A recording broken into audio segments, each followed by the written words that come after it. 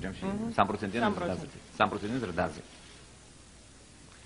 მე მინდა შეგახსენოთ, გუშინ გამოქვეყნდა გუშინ გავრცელდა მსოფლიო ბანკის პროგნოზი, რომ საქართველოს ეკონომიკური ზრდა ამ წელს იქნება 6.3%.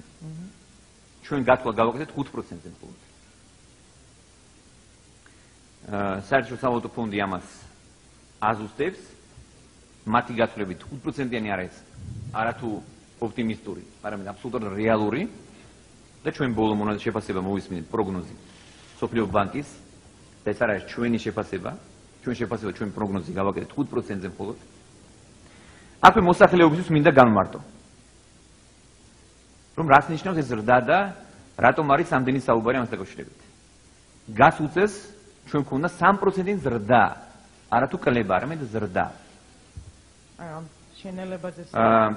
აღსანიშნავია, რომ რეგიონში არსებულ 21 ქვეყანას შორის საქართველოს ეკონომიკური ზრდით ერთ-ერთ ლიდერ პოზიციაზე რჩება.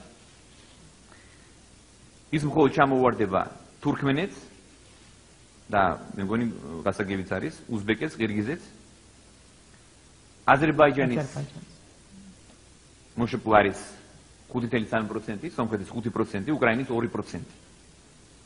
საინტერესოა თქვენთვის და მოსახლეობისთვის, რომ ისეთ ევროპულ ქვეყნებში, როგორიც არის მაგალითად თურქეთი, უცრავად ბულგარეთი, ევროკავშირის შემადგენელი ქვეყნები, უნგრეთი, რუმინეთი, ბულგარეთში არის 1.7%-იანი ზრდა მოსაოდნელი წელს. უნგრეთში 1.7%, რუმინეთში 2%.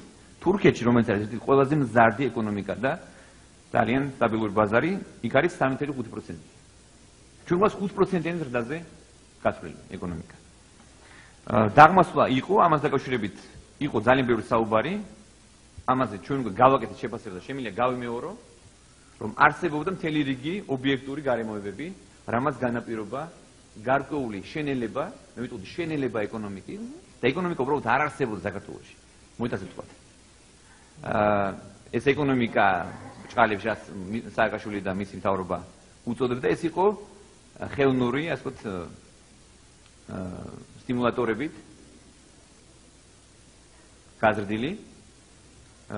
მოგესალმებით, რომ ბევრ სამინისტროს მოუწია გადახვედა მთელი რიგი პროექტების, მაგალითად მე ვახსენე ქუთაისის პარლამენტი, ვახსენე ესეთი უსარგებლო საზოგადოებრივი ხელისუფლების, არა მხოლოდ ხელისუფლების, არამედ მოსახლეობის უსარგებლო პროექტების შენებლობა, რომელიც იყო დაგეგმილი წინამთავრობის დროს და ამ პროექტების გადახედვა ბუნებრივად ჩვენ მოგვიწია.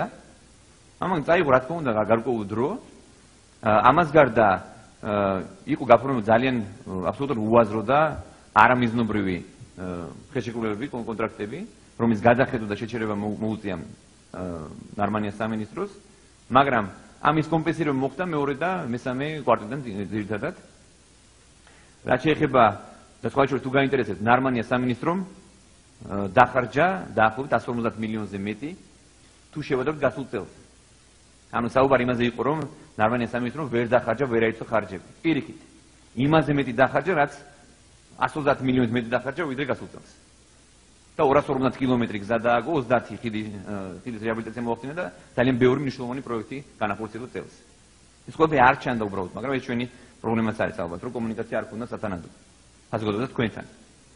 რაც შეეხება ეკონომიკური ზრდის ტემპის შენელებას, მიუხედავად იმისა, რომ მე ვიძახი, რომ მე ვთქვი, რომ პოლიტიკური არასტაბილურობის გამო ეს შენელება იყო შესამჩნევი პირველ ორ კვარტალში, მით უმეტეს იყო ძალიან რთული კოჰობიტაციის პერიოდი. ყავდა ჩვენ სააკაშვილი, რომელიც მთელ სოფლიოში იძახდა, რომ მოვიდა დესტრუქციული მთავრობა, რომელიც ყველაფერს ანგრევს. როგორ გინდათ, რომ ამ დროს ინვესტორი დაარწმუნოს, შემოიყვანა საქართველოში და ინვესტიციები გააგრძელებინა. ან თუნდაც ადგილობრივი ბიზნესმენი დაარწმუნა, რომ ყველაფერი კარგად არის და მათ, რა ვთქვათ, ისინი დაიყოლიო დამატებითი ინვესტიციების მოზიდვაზე და ჩადებაზე. ეს რთული იქნებოდა, წარმოიდგინეთ თქვენი თავი.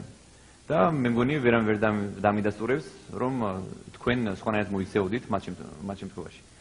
რაც შეეხება ზოგადად ოქტომბერში და ნოემბერში ჩვენ გვაქვს სერიოზული გამოცოცხლება, ჩვენ გვაქვს 4.1 და 7.8%-იანი ეკონომიკური ზრდა ოქტომბერში და ნოემბერში.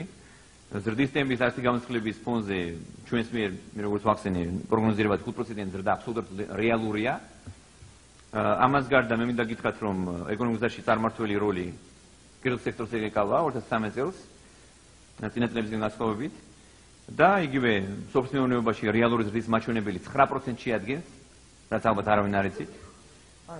და საფინანსო საქმიანობა 7.6% გაიზარდა, ოპერაციული უძრავი ქონებით 6.3%-ით, იგივე გადამამუშავებელი მრეწველობა და ვაჭრობა 4.5%-ით, ექსპორტი გაიზარდა დაახლოებით 20%-ით და შეადგენა მართლაც რეკორდულ მაჩვენებელს. იგივე ევროკავშირში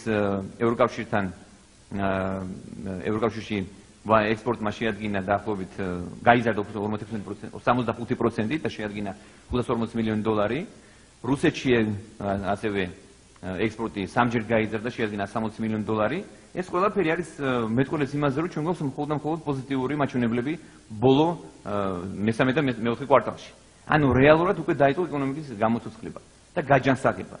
და ეს გრძელდება ამ წელს და ჩვენ როგორც მოგახსენეთ, წელს გვაქვს 5%-იანი ზრდა, რაც არის აბსოლუტურად რეალური და ამას ადასტურებენ არა მხოლოდ საერთაშორისო ვალუტა ფონდი, არამედ მსოფლიო ბანკი და სხვა საერთაშორისო და ასე ვთქვათ ცნობილი ექსპერტები.